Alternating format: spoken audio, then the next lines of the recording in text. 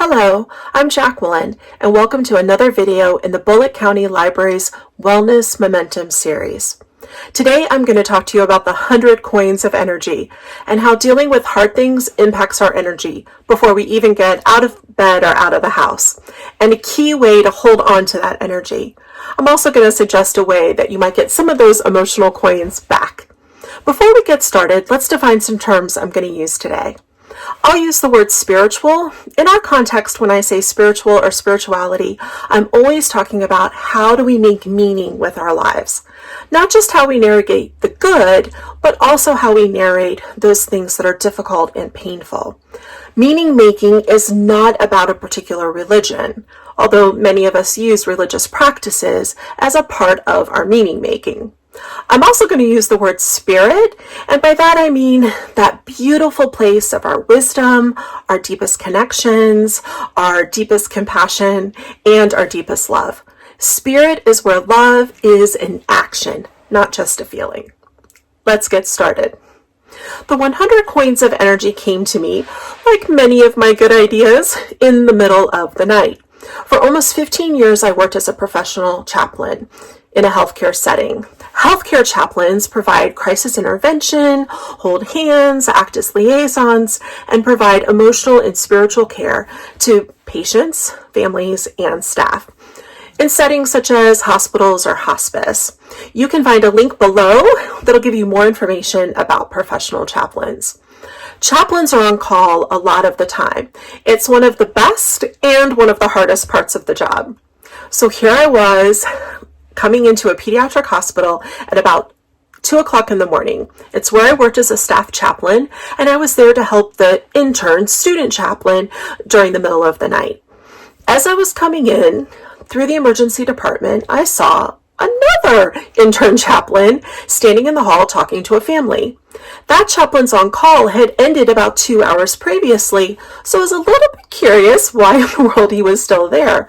So I pulled him aside and asked him, hey, what's going on? How is it that you're still here? And he said that as he was walking out and leaving, he saw this family and they seemed distraught, and so he stopped to offer some help. Now, of course, I understood. I told him I wanted to just encourage him to wrap it up and to head on home. I'm sure he was really tired. And also he could let the on-call chaplain know if there was any follow-up that needed to happen. So a couple hours after that, when I was finally done at the hospital, he was on my heart and on my mind as I was driving home at 4 a.m. I kept thinking about how could I explain to him what he might think about doing it a little differently in the future. See, I do remember the joy and the eagerness of being a chaplain intern myself. I was as green as a spring bud on a tree. At first, I could never seem to sleep during my on-calls because I would be thinking to myself, what's going to happen? I would be both anxious and excited.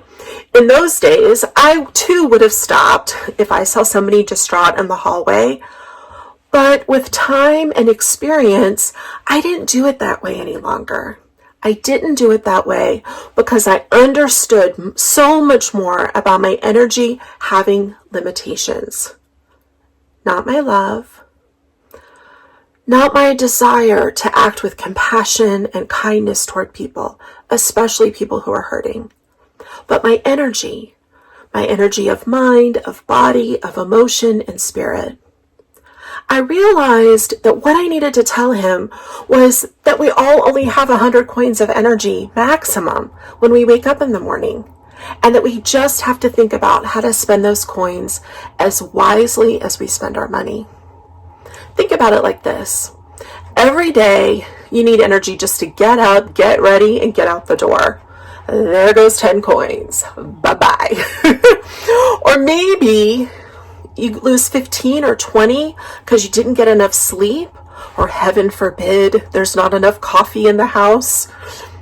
You probably need a minimum of 20 coins of energy and 100 coins of patience to get a child, especially one in a car seat, out the door, a perpetually late spouse, or any other person who relies on you for their care. Now, what if you subtract even more coins from that energy? that the reason why you couldn't sleep the night before is because you're up thinking about a loved one's recent diagnosis, your own diagnosis. You're thinking about your impending divorce or a broken relationship. You're worried about finances, or maybe someone in your circle has died and your nights are full of grief. Do you even have 50 coins before you wake up in the morning? Grief impacts our energy probably more than anything else. Grief is that feeling of hurt over our losses, and it takes so much out of us. And the fact is, we live in a society that doesn't honor grief. Most people in their jobs only would get 2 to 3 days of bereavement leave if they lost someone in their family. A husband, a wife, a child. It's not right. But that's the reality of where we are right now. Life will demand us and demand of us that we get up and we give away our coins regardless of how brokenhearted we are. So, my hard-earned wisdom from all of my on-calls and all the days after my on-call where I was not as productive, but I still had to get up and attend to life and work and grieving families and scared patients and stressed out staff, was simply this. Don't overgive because you might need that energy later. That seems really hard, doesn't it? Oh, I get that. I live it. I think about this all of the time. I've got that child in the car seat. I live with my spouse and my mother and with an aging dog. All of my humans and furry companions of life are precious and dear and deserve lots of love and attention from me. But I still have to guard my energy because when I don't, I get angry and resentful. And the only way to guard our energy is with boundaries. I like to think of boundaries like the fence that keeps livestock in the field.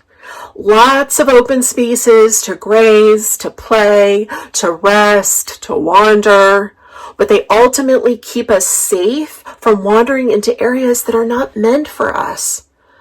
Boundaries don't mean that we always say no, but they do mean that we say yes, no, maybe, with intention and purpose and without guilt. Look, we are responsible for our actions.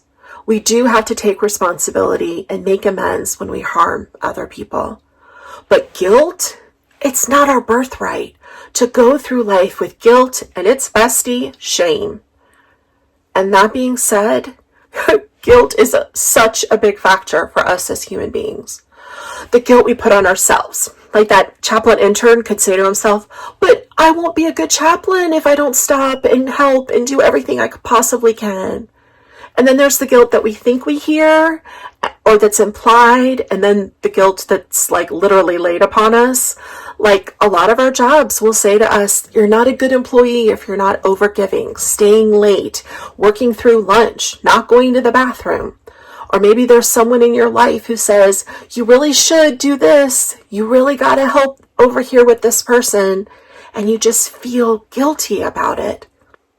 Guilt sends us a really clear warning we're about to violate our boundaries. It's important that we feel that sometimes. But when it sends up that warning, it's usually a firecracker. And it sounds like this.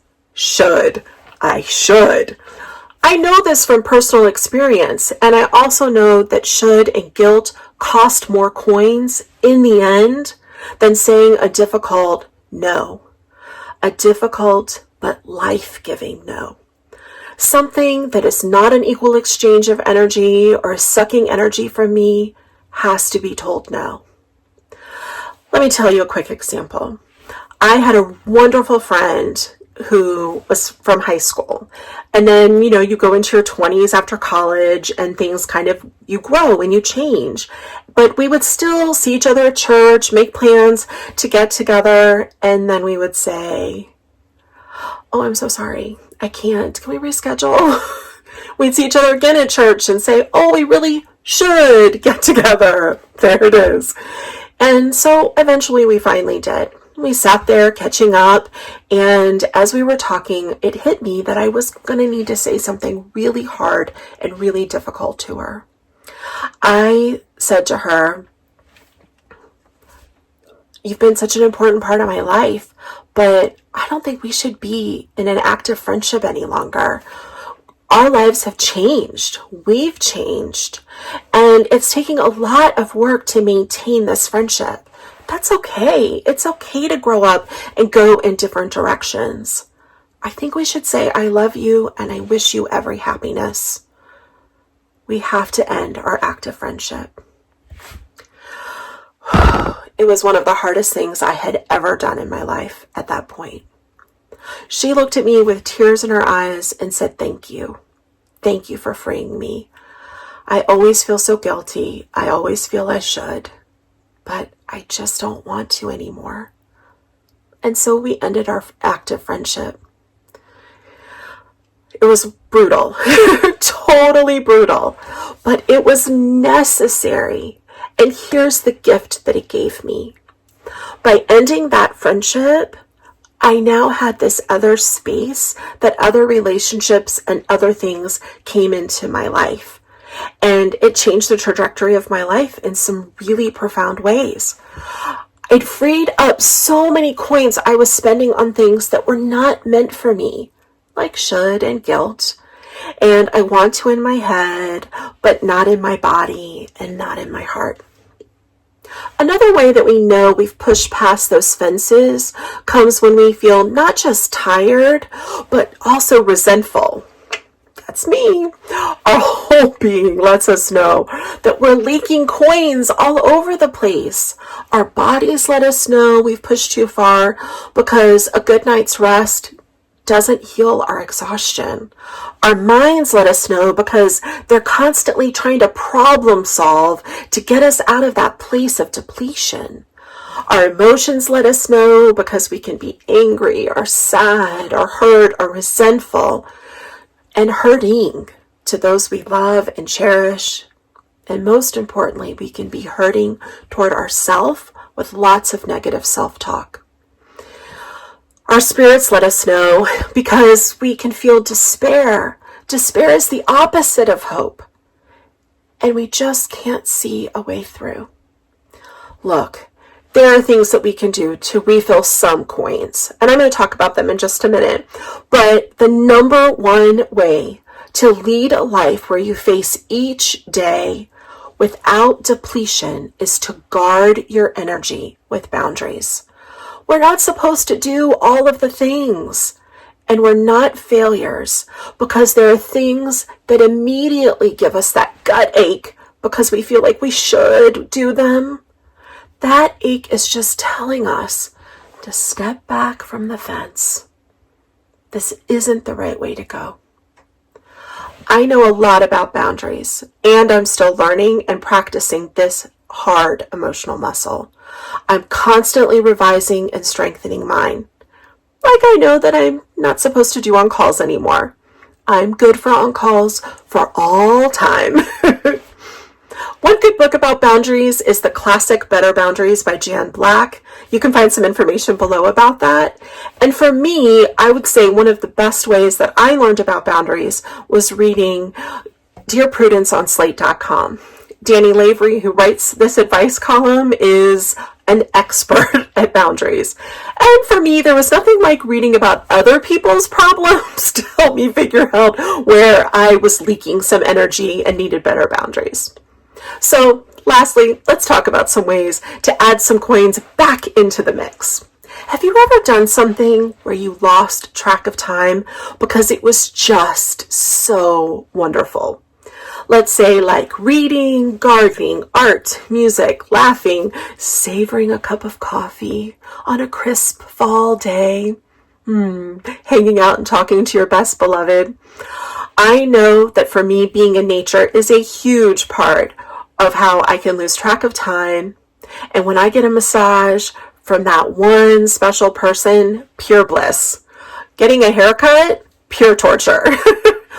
Being an adult means we all have things we must do that are a part of life and not necessarily always the most fun.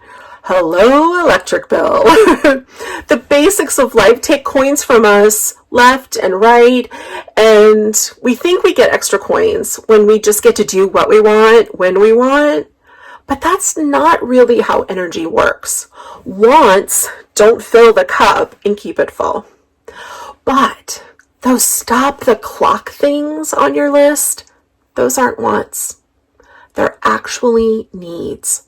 And they need you first to pay attention to them and give yourself over to them so that you can have more balance and harmony in your spirit and in your body and in your emotions and in your mind. For me, I've painted since I was a child, but there was somehow this stretch there where I stopped painting. I was even an art major in college. But one day I put my whole heart into this painting for my nursery 2 years before our daughter was born. And for hours I'd get lost in it as I wove this special painting full of spiritual symbols and familial symbols that meant something to me. It helped me to reconnect to some essential part of myself, and it gave me coins, precious holy coins, during a time I was waking up below 50 due to some really, really big losses in my life. At that moment in my life, I was heartbroken, full of grief. But on the other side of that painting, things shifted for me. Look, life was still really, really hard, but I had hope again. Your answer to what will make time stop for you will be, of course, different than my own. Maybe you like a haircut or tea, but I want to encourage you to start putting them on the same list as must pay electric bill. And when that firecracker of should goes off in your life, because it will, and you feel that exhaustion and that resentment that rest cannot cover, tell yourself this: I need to get lost in something I love right now. Getting lost in something you love and having time and space to play with that is exactly the gift that good boundaries give us. The field is verdant and the breeze is soft inside of the fence. I promise. Friend, thank you so much for spending this time with me. I wish you good boundaries, lots of times of getting lost doing what you love, and more than enough energy, more than enough coins to go through your days with joy, with love, and compassion toward yourself and toward others. Thank you.